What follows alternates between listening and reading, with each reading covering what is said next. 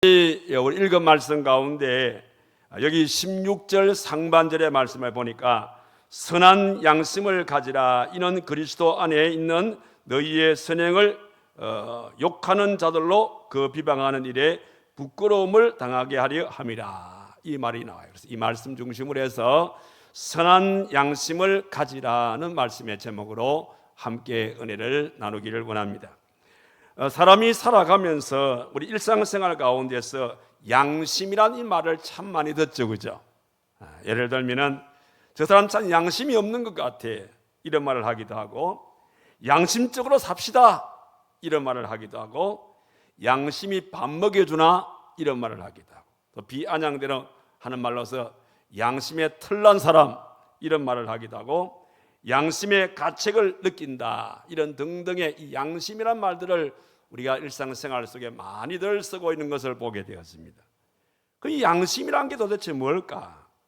양심이란 것은 한마디로 말씀을 드리면 한 인간을 평가하게 되어지는 가장 중요한 척도가 양심이라, 그렇게 말씀을 드릴 수가 있습니다. 그래서 이 양심이란 이 말을 하게 될 때에 이 한자로 양자는 좋을 양자를 쓰고 심자는 마음심을 쓰게 되어집니다. 히브리어도 보게 되어지면 이 양심에 대해서는 두 개의 단어가 결합이 되어져서 양심이라는 단어를 만들게 되어지는데, 어떤 단어와 어떤 단어가 결합이 됐냐면 하나는 무엇과 함께라는 단어하고 또 무엇을 안다는 이 단어가 합쳐서 결과적으로 양심이라는 단어를 만들게 되어지는데, 내용인즉 하나님과 함께하는 것, 하나님과 함께하는 그것이 결국은 뭐냐? 양심이라 그렇게 말하게 되어지고요. 그러니까 선한 양심이란 것은 하나님을 알고 느끼게 되는 것, 이것이 선한 양심이라 그렇게 성경은 얘기해 주고 있습니다. 그래서 성경에 우리가 읽어보게 되어지면 이 하나님의 말씀 속에는 양심에 관한 이 성경 구절들이 참 많이 나오고 있습니다. 몇 가지 예를 들어본다면 로마서 2장 15절 이하의 말씀 보게 되어지면 그 말씀 중에 그 양심이 증거가 되어라고 양심을 언급을 했고, 고린도전서 8장 7절의 말씀 보니까 우상의 제물을 알고 먹으면 우리의 양심이 약해지고 더러워진다, 이렇게 우상 제물과 양심과 결부시켜서 말씀을 하셨고, 또 고린도서 1장 12절의 말씀 보니까 우리가 세상에서 일할 때에 육체의 지혜로 하지 말고 하나님의 은혜의 행함은 우리 양심을 증거하는 바니 이것이 우리의 자랑이라, 그렇게 말씀하시면서 양심을 역시 언급하고 있는 것을 보게 되었습니다. 이와 같이 하나님 말씀 속에는 양심이라는 이 말씀이 참으로 많이 기록되고 있는 것을 보게 되었습니다. 자, 그러면 오늘 말씀의 제목이 선한 양심을 가지라는 것인데, 그럼 선한 양심이란 도대체 무엇을, 어떤 양심을 말하느냐? 선한 양심이란 것은 크게 두 가지로 나누어서 생각할 수 있는데, 하나는 뭐냐면 성령 하나님이 우리의 심령에 거하는 마음, 성령 하나님이 우리의 심령에 거하는 이런 마음을 우리는 선한 양심의 마음이라 그렇게 말하는데, 오늘 여기 19절의 말씀 보니까 그가 또한 영으로 가서 옥에 있는 영들에게 선포하시니라. 여기에 영으로 가서 옥에 있는 영들에게 선포한다, 이 영이란 이 말씀이 바로 곧 성령을 의미해 주고 있는 그런 말씀이 되겠습니다. 그러니까 성령이 우리의 마음에 들어옴으로써 우리 성도들의 마음을 그리스도의 마음을 가질 수 있도록, 성도들의 마음이 그리스도의 마음을 가질 수 있도록 그렇게 해 주었다는 사실입니다. 그래서 다윗도 이 사실에 대해서 시편 51편 10절의 말씀에서 언급하기를 하나님이여 내 속에 정한 마음을 창조하시고 내 안에 정직한 영을 새롭게 하소서. 여기에 정직한 영이란 바로 성령을 의미하는 그런 말씀입니다. 그러니까 하나님께서 내 마음에 오셔서 내 마음을 선한 양심의 마음으로 바꾸어 주십시오라고 그렇게 고백하는 고백이 되겠습니다. 이는 에스겔도 에스겔서 36장 26절에서 그와 비슷한 얘기를 합니다. 새 영을 내 속에 두고 새 마음을 너에게 주되 육신의 굳은 마음을 제하고 부드러운 마음을 줄 것이며, 그러니까 우리의 마음이 굳은 마음이라 할지라도 성령께서 선한 양심을 우리 마음속에 허락하실 때에 부드러운 마음이 되어진다는 그런 말씀이에요. 결국은 이 말씀 등을 통해서 볼 때 선한 양심이라는 것은 성령이 거하는 마음, 성령이 거하는 그 마음이 바로 선한 양심의 마음이라 그렇게 말씀을 했습니다. 그다음 또 한 가지는 선한 양심이라는 것은 하나님을 찾는 마음을 일컬어서 선한 양심이라 그렇게 말합니다. 21절의 말씀에 보니까 이런 말이 있습니다. 물은 예수 그리스도께서 부활하심으로 말미암아 이제 너희를 구원하는 표니 곧 세례라. 이는 육체의 더러운 것을 제하여 버림이 아니요 보세요. 하나님을 향한 선한 양심의 강군이라. 그렇게 말했어요. 그러니까 우리의 마음에 선한 양심을 갖게 되어지면 우리가 이 세상을 살아가면서 작은 일이든 큰 일이든 환난이든 핍박이든 간에 이런저런 일들을 만나게 되어지면 결과적으로 우리는 하나님의 도움을 구하게 되어지고 하나님의 뜻을 찾게 되어지고 나가서 하나님께서 우리에게 힘 주시고 우리에게 피할 것을 주시게 될 것이다. 그래서 하나님을 찾는 이런 마음을 일컬어서 선한 양심이라 그렇게 말씀을 합니다. 다시 정리를 하면 선한 양심이란 과수원에 심은 한 그루의 나무와 같다. 저는 그렇게 얘기를 하고 싶어요. 여러분, 가수원지기가 가수원에 이제 과실수를 심었습니다. 자, 그럴 때에 어떻게 합니까? 그 가수원에 심은 이 나무를 정말 정성을 다해서 잘 가꾸게 되어지면 가을이 되어져서 많은 열매를 맺게 되어집니다. 그런데 별로 가꾸지 아니하고 그대로 내버려 두게 되어지면 무성한 잎만 솟아나게 되어지고 가지만 뻗어났지 거기는 열매가 별로 없다 이 말입니다. 그러니까 선한 양심이란 것은 결과적으로 성령께서 내 마음에 임재하시는 것인데 그 성령님의 더불어서 도움을 통해서 우리가 가꾸게 되어질 때에는 우리의 마음이 선한 양심으로서 살 수 있지만은 잘 가꾸지 않게 되어지면 우리는 선한 양심을 가짐에도 불구하고 선한 양심대로 살지 못한다는 그런 말씀인 겁니다. 자, 이런 차원에서 보게 되어질 때 한번 여러분들 스스로 오늘 말씀이 선한 양심을 가지라는 말씀이니까 정말 나는 지금 선한 양심대로 살고 있는지 아니면은 내가 선한 양심대로 살고 있지 못한지 한번 본인 스스로가 자기를 한번 진단해 보는 이런 시간이 되기를 바라는 겁니다. 자, 그러면 우리가 무엇 때문에 그러면 선한 양심을 가지고 살아야 할 것인가? 왜 우리가 선한 양심을 가지고 살아야 되냐? 여기는 두 가지의 이유가 있습니다. 그 첫 번째 이유는 무엇인가 하면 하나님이 선하신 분이시기 때문입니다.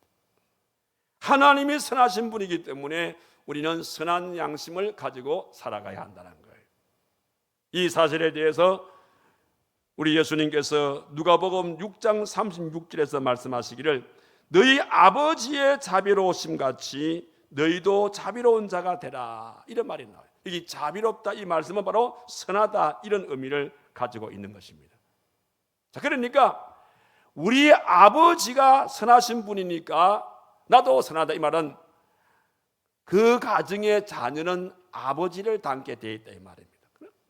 마찬가지로 우리가 하나님의 귀한 자녀거든요. 그러니까 우리 하나님 아버지가 선하신 분이니까 하나님의 자녀가 된 우리들은 역시 마찬가지로 선한 양심을 가지고 살아가야 한다는 겁니다. 그러면 우리가 선한 양심을 가지고 살아가라 이 말을 여러분들이 이론적으로는 잘 아는데 실질적으로 그럼 선한 양심으로 사는 게 어떻게 사는 것이 선한 양심으로 사는 겁니까? 혹 여러분 마음에 그런 의문이 나는 점이 있죠? 여기 선한 양심으로 살아가는 걸 쉽게 말씀을 드리면 제가 여러분들이 가끔 한 번씩 말씀드리듯이 작은 예수로 살아라 이 말이에요. 선한 양심으로 사는 것은 하나님이 나의 아버지인 연고로 아버지의 모습을 닮아서 이 땅에 머무는 기간 동안에 작은 예수로 살아갈 수 있는 이 삶이 결과적으로 선한 양심으로 살아가는 성도의 모습이 되어진다 그런 말인 것입니다. 동시에 우리가 또 무엇 때문에 선한 양심을 가지고 살아야 되냐면 우리가 살고 있는 이 세상은 너무 이 악한 시대입니다. 악을 이기기 위해서는, 악을 이길 수 있는 유일한 길은 선이 악을 이길 수가 있다는 사실입니다. 여러분, 악은 악을 이길 수가 없어요. 우리의 생활 속에 어떤 악한 일이 있을 때에 여러분들이 악으로 여러분들이 갚으려고 하게 되었으면 악이 악으로 갚아지는 게 아니에요. 악을 악으로 갚으려고 애를 쓰게 되어지면 그 악이 끝나는 것이 아니라 더 큰 악으로 번져가는 것을 볼 수가 있다는 것입니다. 그래서 악을 다스릴 수 있는 유일한 방법은 바로 선을 행하는 겁니다. 하나님의 사랑으로 그것을 감싸버린다는 것입니다. 선을 행하게 되어지며 하나님의 그 사랑으로 감싸게 되어질 때에 악은 사라지게 되어진다는 거예요.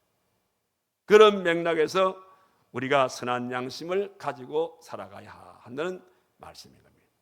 자, 그런데 우리 모두가 다 선한 양심을 가지고 살아가야 될 텐데 실상 우리의 모습들을 돌아보게 되어지면 선한 양심으로 사는 분들이 그리 많지를 않아요.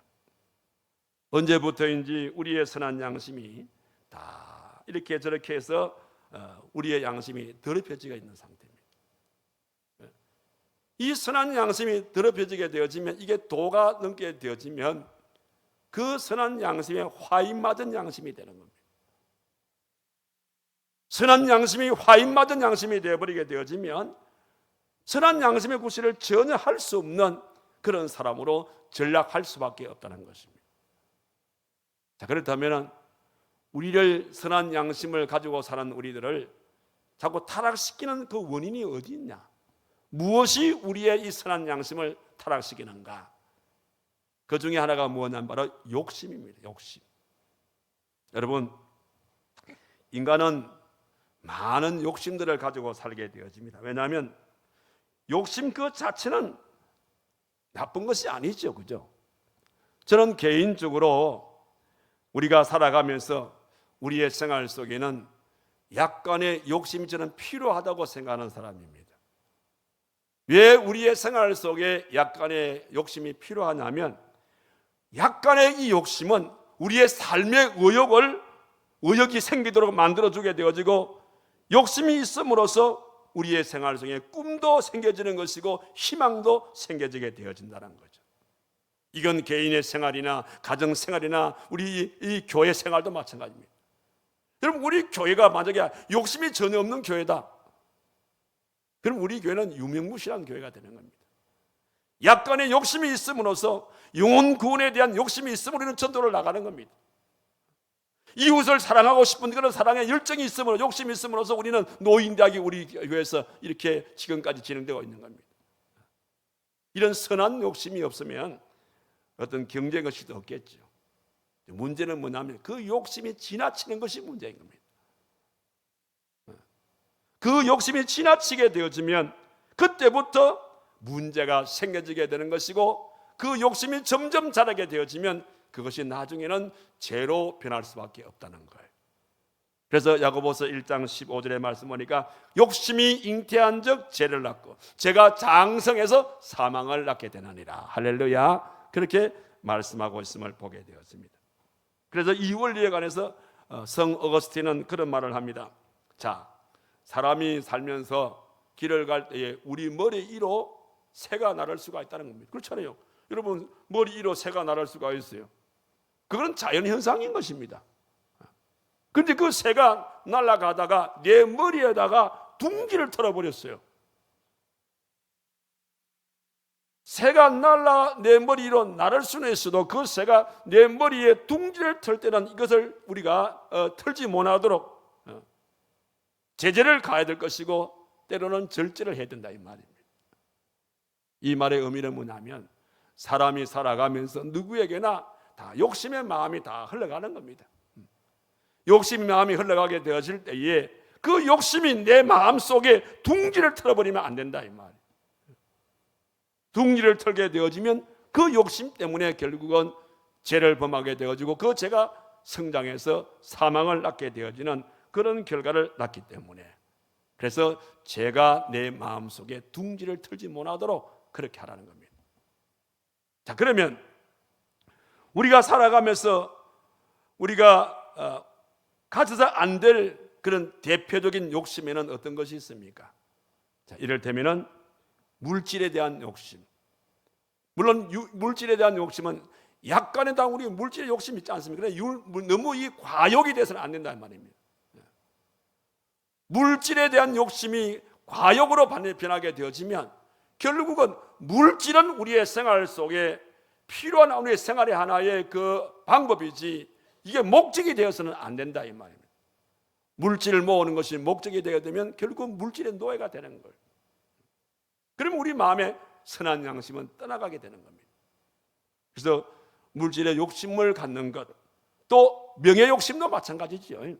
사람이 살면서 누구나 다 명예를 갖고 싶은 마음이 있어요. 그러나 그 명예도 지나친 욕심을 갖게 되어지면 역시 그것이 내 양심을 병들게 만드는 거예요. 그 외에도 권력도 마찬가지죠. 특별히 우리 남자분들은 다 누구나 명예와 권력을 다 원하는 겁니다. 살아가면서 인생살이 가운데서 약간의 명예와 약간의 권력은 다 필요한 거예요. 근데 역시 마찬가지로 이 권력도 너무 지나친 욕심이 생겨지게 되어지면 그 권력이 결국은 내 양심을 병들게 만들더라 이 말이에요. 성욕도 마찬가지죠. 그래서 결과적으로 우리가 조심해야 할 욕심은 물질에 대한 욕심, 명예에 대한 욕심, 권력에 대한 욕심, 성적인 욕심, 이런 것들은 결과적으로 우리 양심을 병들게 해서 타락하게 만드는 것이기 때문에 그런 것들을 버리라, 그렇게 말씀하고 있습니다. 그래서 우리의 선한 양심을 병들게 하는 것은 이런 욕심 때문이고, 또 한 가지는 우리의 선한 양심을 병들게 하는 것은 허영심 때문이다. 허영심이란 게 뭐죠?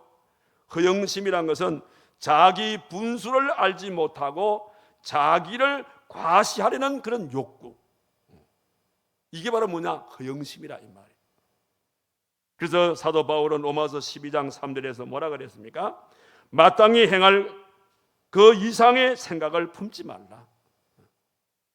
우리가 행할 그 이상의 생각을 품는 그것이 곧 허영심이라 이 말이에요. 왜냐하면 허영심이 결국은 우리 자신을 병들게 하기 때문이라는 겁니다. 그렇다면 현대인들의 대표적인 허영심에는 어떤 것이 있습니까? 우리 일반적으로 허영심이라고 하면 노동 없이 부를 축적하기 원하는 그런 마음이 결국은 허영심에서 생긴 것이거든요. 우리의 생활 속에 주로 어떤 것이 있습니까? 예를 들면 복권이라든지. 그래서 여러분들 마음속에 내가 복권에 1등으로 당첨되게 되어지면 수억을 벌게 될 텐데 수억을 받아가지고 내가 타가지고 이거 하고 이렇게, 이게 바로 허영심이란 말이에요. 또 어떤 분은 주식을 투자합니다. 물론 주식 투자가 나쁘다는 건 아니에요. 그런데 주식을 투자를 할 때에 자기의 머릿속에 내가 이번에 어떤 주식을 사가지고 그래서 주식이 오르게 되어지면 이 주식을 통해 가지고 얼마나 벌게 되어지고 얼마나 버는 거 가지고 뭘 하고, 이게 허영심이라 이 말. 또 그런가 하면 어떤 사람들은 이 부동산에 대한 허영심. 우리 하나님의 말씀은 땀 흘려 수고한 대로 먹고 살아가라 이것입니다. 심은 대로 거두는 삶이 그게 가장 이상적인 삶이에요. 그런데 허영심에 빠진 사람들은 투기를 하려고 그래요. 여러분, 투기의 목적을 가지고 살아가는 사람은 그 마음에 허영심이 그 마음에 자리 잡고 있기 때문에 자꾸 투기를 하려고 그래요. 결과적으로 투기하는 사람들 잘 모르겠습니다만 제가 볼 때에는 투기하는 사람 치고 말로가 그렇게 좋은 사람 나는 많이 못 봤어. 결국은 이런 허영심이 생겨지게 되어지면 나도 모르게 우리의 건전한 양심을 병들게 하게 되어지더라. 그래서 내 양심을 병들게 하는 것은 허영심이다, 그렇게 결론을 지을 수가 있고요. 그리고 또 한 가지는 사람만을 너무 의식해서는 안 돼요. 사람을 자꾸 의식하게 되어지면 결과적으로 내 선한 양심을 병들게 하는 요인이 되는 겁니다. 여러분, 사람이 의식이 되어지면 그 사람의 마음을 자꾸 맞추려고 그래요. 그 사람이 좋아하는 대로, 이건 나쁜 것이지만 그 사람의 마음을 기쁘게 주기 위해서, 그래서 자꾸 그 길로 들어가는 겁니다. 결국 사람의 마음을 맞춰주려는 이것 때문에 내 선한 양심은 자꾸 병들어 가더라. 그래서 우리 모든 성도들은 사람의 마음을 맞추려고 하지 마세요. 그래서 종교 계획자 칼빈은 우리 선한 양심이 병들지 않기 위해서 우리는 어떻게 살아가야 되냐면 코람데오 정신으로 살아라, 이렇게 말했어요. 여러분, 코람데오 뜻이 뭐예요? 하나님 앞에서 내 양심이 병들지 않기 위해서는 어떤 일들 속에서도 사람을 의식하지 말고 하나님을 의식하라, 이 말입니다. 무엇을 행하든지 나는 하나님 앞에서. 그래서 우리 고신대학교의 교훈이 뭐예요? 코람데오예요. 코람데오. 하나님 앞에서. 우리 교단의 정신이 뭡니까? 코람데오 정신인 거예요. 매사에 우리가 하나님 앞에서 무슨 일을 하든지 우리가 하나님 앞에서 행하자. 그럴 때에 탈이 나지 않아요. 그럴 때 우리의 마음의 선한 양심이 그대로 살아날 수 있는 것입니다. 사람을 의식하는 그 순간부터 우리의 선한 양심은 병든다는 사실을 잊지 마시기를 바랍니다. 자, 그러면 이런 선한 양심을 가지고 우리가 살기를 원한다면 구체적으로 어떤 방법으로 살 때에 우리가 선한 양심으로 살아갈 수 있을까? 오늘 읽은 말씀 속에 몇 가지의 방법을 제시해 주고 있는데, 그 첫 번째 방법이 뭐냐면 여기 8절에서 12절의 말씀을 읽어보게 되어지면 형제를 사랑하는 삶을 살아가는 거예요. 우리가 형제를 사랑하며 살게 되어질 때에 우리의 마음에 선한 양심이 살아난다는 거예요. 그래서 여기 8절과 9절을 보시기 바랍니다. 여기 보니까 마지막으로 말하노니 너희가 다 마음을 같이하여 동정하며 형제를 사랑하며 불쌍히 여기며 겸손하며 악을 악으로 욕을 욕으로 갚지 말고 도리어 복을 빌라.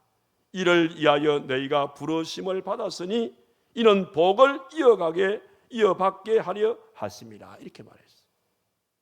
자, 이 말씀을 통해서 볼 때에 오늘 저와 여러분들이 선한 양심으로 살기를 원한다면 항상 형제 사랑하기를 앞장서서 그렇게 살아가라는 겁니다. 이런 우리 예수님께서도 이 부분을 강조해 주셨습니다. 마태복음 22장 37절 이하의 말씀 보게 되어지면 그 얘기가 기록되어 있어요. 어느 날 율법에 통달한 어느 율법사가 예수님을 찾아왔습니다. 그래서 이 율법사가 예수님에게 묻습니다. 어느 율법이 가장 우선적인 제일 큰 율법입니까? 이렇게 묻습니다. 자, 이분이 어느 율법이 가장 큰 계명이냐고 묻는 레이는 뭐냐면, 여러분 원래 그 구약에서 이 유대인들의 율법은 원래 모세가 받은 십계명밖에 없었어요. 십계명밖에 없었는데 인간의 생각으로 자꾸 가지를 뻗어가는데, 그렇게 가지를 뻗어간 율법 수가 641가지가 되어버렸어요. 그러니까 이 율법사는 641가지를 다 통달한 사람이거든요. 그래서 어느 계명이 가장 큰 계명입니까? 이렇게 물은 것은 뭐냐면 641가지 가운데서 가장 으뜸이 되는 것은 뭡니까? 이거는 몰라서 묻는 게 아니라 자기가 알고 있다는 걸 과시하면서 예수님을 골탕 먹이기 위해서 그렇게 물은 거예요. 그 질문을 받은 우리 예수님께서 즉답을 주지 않고 뭐라고 말씀하시냐면 마태복음 22장 37절 이하에서 40절의 말씀으로 답변을 합니다. 자, 그 말씀이 뭡니까? 내 마음을 다하고 목숨을 다하고 뜻을 다하고 힘을 다해서 주 너의 하나님을 사랑하라. 그리고 내 이웃을 내 몸처럼 사랑하라. 결국은 어느 율법이 가장 큰 계명입니까? 묻는 이 질문 속에 주님의 대답은 사랑을 말씀했어요. 사랑이 가장 큰 법이다. 사랑이 가장 큰 계명인데 그 사랑 가운데서 위로는 하나님을 사랑해야 되고 그 다음에 아래로는 이웃을 사랑해야 된다. 이게 가장 계명 중에 계명이다라는 것을 우리 예수님께서 말씀을 했습니다. 이러한 사실에 가르침을 받았던 사도 바울도 고린도전서 13장 13절에서 뭐라고 하겠습니까? 우리가 살아가면서 우리의 생활 속에는 믿음, 소망, 사랑이 다 필요하다. 그런데 믿음, 소망, 사랑 가운데 가장 제1이 되는 것은 뭐라 그랬어요? 사랑이라 그랬어요. 사랑. 내 선한 양심을 늘 아름답게 잘 갖고 갈 수 있는 것은 사랑이라 그렇게 말씀을 했어요. 이는 요한도 요한일서 4장 11절에서 말씀하기를 하나님이 우리를 이같이 사랑하셨은즉 우리도 서로 사랑하자. 우리 하나님이 사랑의 하나님이시니까 그 하나님의 자녀된 우리들도 하나님이 사랑하신 것처럼 우리들도 서로 사랑하며 살자. 이렇게 선한 양심을 살리는 길은 바로 서로 사랑하며 사는 것이라고 그렇게 말했어요. 자, 그러면 구체적으로 어떻게 우리가 형제를 사랑하면서 살아가야 됩니까? 형제를 사랑할 수 있는 사랑의 방법을 좀 디테일하게 말씀을 드리면 먼저는 마음을 같이 해야 돼요. 내가 한 형제를 사랑하게 되었을 때에 형제의 마음을 잘 읽고 그 형제의 마음과 일치되어진 그런 가운데서 사랑을 펼쳐가야 됩니다. 예를 들어서 지금 형제는 이런 사랑을 요구하는데 나는 이런 사랑을 얘기한다 이 말입니다. 그거는 진정한 사랑이 아니죠. 그렇죠? 사랑은 하긴 했지만 형제가 바라는 사랑은 그런 사랑이 아니었기 때문에 나는 엉뚱한 사랑을 형제에게 얘기한단 말이에요. 이런 사랑은 형제를 사랑하는 마음이 아닌 거예요. 그래서 진정한 사랑은 형제의 마음을 잘 읽고 형제가 원하는 사랑이 뭘까? 그래서 그 사랑을 같이 호흡을 맞추어서 이루어내는 사랑을 바로 형제의 사랑이라 그렇게 말하는 거예요. 그런가 하면 또 하나는 체휼을 하여야 한다.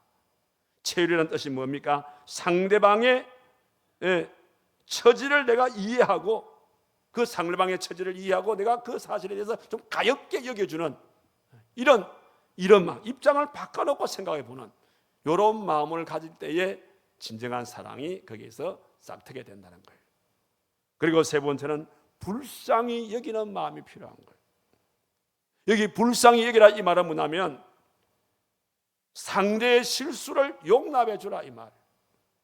여러분 사람이 살아가면서 실수 없는 사람이 어디 있어요? 누구나 다 실수할 수 있어요. 그럴 때 그 실수를 지적하지 말고 그 실수를 내가 용납하게 되었을 때에 거기에 사랑이 싹트게 되어진다는 거예요. 그리고 또 한 가지는 겸손해야 된다. 겸손. 겸손이라는 것은 뭡니까? 바로 상대를 섬길 수 있는 그런 아름다운 양심을 가져, 섬김의 양심을 가지라는 겁니다. 이와 같은 방법을 통해서 결국은 형제를 사랑할 수가 있고 그 형제 사랑이 우리의 선한 양심을 낳을 수가 있다는 사실입니다. 그런 증거로 오늘 저와 여러분들 내 속에 있는 이 선한 양심을 꾸준히 여러분들이 선한 양심을 살려서 선한 양심대로 살기를 원한다면 항상 형제 사랑하는 일에 앞장설 수 있는 여러분들이 꼭 되기를 바라는 겁니다. 그러면 또 한 가지 선한 양심을 우리가 가질 수 있는 또 하나의 방법은 뭐냐면 여기 15절의 말씀 보니까 너희 마음에 그리스도를 주로 삼아. 우리 마음에 그리스도를 주로 삼는 것이 선한 양심을 만들어가는 방법이라 했어요. 여기에 너의 마음에 그리스도를 주로 삼아라는 게 뭘 뜻하는 것이지요? 쉽게 말씀드리면 내 마음의 주인을 이제는 내가 아니라 예수님을 내 마음속에 주인으로 모시라 이 말입니다. 예수님을 내 마음속에 주인으로 모시고 사는 이 삶이 어떤 삶이라고요? 선한 양심의 삶이 된다는 겁니다. 왜 그런가 하면은 내가 내 마음의 주인이 되면 모든 걸 내 판단으로 다 결정해 버리는 겁니다. 그러니까 실수가 많은 거예요. 그런데 예수님이 내 마음의 주인이 된다는 것은 뭐예요? 내 마음의 중심에 모든 것을 예수님에게 모든 정권을 다 위임을 한다는 겁니다. 그러니까 예수님이 내 마음의 주인이 된 사람은 말을 한마디 한다 하더라도 행동을 하나 취하는 일도 어떤 생각을 하든 어떤 결정을 지을 때도 자기 경험과 자기 방법대로 하는 것이 아니라 모든 걸 다 주님한테 물어보는 겁니다. 어떻게 해요? 주님 같으시면 이럴 때에 어떻게 하시겠습니까? 주님 같으시면 어떤 말씀을 하시겠습니까? 주님 같으시면 어느 길을 선택하시겠습니까? 주님 같으시면 어떤 생각을 하시겠습니까? 모든 걸 다 주님에게 맡겨요. 주님에게 맡기게 되어질 때에 선한 양심으로 내 마음속에 와 계시는 우리 주님께서 말씀해 주시는 겁니다. 행동을 취할 수 있는 마음을 주시는 겁니다. 이런 삶이 어떤 삶이라고요? 선한 양심의 삶을 살아가는 성도의 아름다운 삶인 겁니다. 그리고 또 한 가지는 선한 양심을 가지고 살기를 원한다면 선한 양심을 가지시고 선을 행하며 살아가시라 이 말이에요. 선을 행하면서. 오늘 읽은 말씀이 바로 그 말씀인 겁니다. 선한 양심을 가지라. 이는 그리스도 안에 있는 너희의 선행을 욕하는 자들로 그 비방하는 일에 부끄러움을 당하게 하려 합니다. 선을 행함으로 고난받는 것이 하나님의 뜻인데 악을 행함으로 고난받는 것보다 나으니라. 이 말은 선한 양심으로 선을 행하면서 살아가라는 것입니다. 자, 이 말씀의 의미에 관해서 도스토옙스키라는 사람은 이렇게 말합니다. 양심이란 것은 무엇인가 하면은 하나님이 우리 안에 주시는 하나님의 목소리다. 하나님이 우리 안에 주신 하나님의 목소리가 양심이다. 이렇게 말했어요. 그러니까 선한 양심을 가지고 선을 행하게 되어질 때에 하나님께서는 항상 선을 행하는 그 과정 속에서 그 선한 하나님의 목소리로서 그 일을 해갈 수 있도록 그렇게 만들어 준다는 겁니다. 그러니까 이런 방법 정리하면 선한 양심을 가지고 사는 것은 형제를 사랑하는 것이고 내 마음의 주인을 예수님으로 모시는 것이고 선을 행하게 되어질 때에 항상 선하신 주님의 그 음성을 통해서 행하게 되어질 때에 우리는 늘 선한 양심을 가지고 살아갈 수 있는 믿음의 사람이 되어진다는 겁니다. 여러분, 오늘 우리가 살고 있는 이 시대는 참 고난의 시대입니다. 우리는 고난의 시대에 살고 있습니다. 그러나 고난 속에서도 우리는 남을 비방한다든지 남을 욕한다든지 남을 비웃다든지 그렇게 살지 마시기를 바랍니다. 우리는 항상 그런 가운데서도 서로 사랑할 수 있는 그런 마음을 가지고 살아갈 수 있는 성도가 돼요. 그리고 우리는 오직 선한 양심을 주신 하나님을 찾고 찾으시고 그리고 하나님께 기도하시고 그러면서 육신을 이기고 죄악을 이기고 그리고 주의 복음을 전하면서 주님 오시는 그날까지 주의 부름 받는 그 순간까지 항상 우리의 마음속에 선한 양심을 가지고 살아가시는 저와 여러분 되기를 주님의 이름으로 축원합니다. 기도합시다. 거룩하신 살아계신 하나님 아버지, 선한 양심으로 우리의 마음에 자정하신 우리 하나님, 이 죄악된 세상 속에 살게 되어질 때에 우리는 때로는 선한 양심대로 살지 못하고 병든 양심을 가지고 살아갈 때가 참으로 많습니다. 이 병을 유발시키는 것은 내 마음속에 있는 욕심이라고 말씀을 했습니다. 허영심이 우리의 양심을 병들게 만들고 사람을 의식하는 것이 우리 마음을 병들게 하는 것이라고 말씀했습니다. 그런 능구로 이 모든 것을 다 떨쳐버리고 선한 양심대로 살 수 있는 것은 이웃을 사랑하고 내 마음의 주인을 주님을 모시고 선한 양심으로 늘 선을 행하는 이런 삶을 살게 되어질 때에 우리의 생활 속에는 아무리 죄악된 세상이라도 우리는 선한 양심을 가지고 살아갈 수 있음을 오늘 말씀을 조명하여 저들에게 가르쳐 주었습니다. 하온즉 선한 양심의 주인 되시는 네 하나님께서 사랑하는 주의 귀한 종들에게 이 선한 양심을 잘 지켜갈 수 있는 믿음을 대주셔서 그래서 하나님께 영광을 올려드리고 우리의 이웃들에게 주의 사랑을 전가하며 살아갈 수 있는 우리 모두의 삶이 되도록 하나님이 거기에 축복하여 주시옵소서. 예수님의 이름으로 기도하옵나이다. 아멘.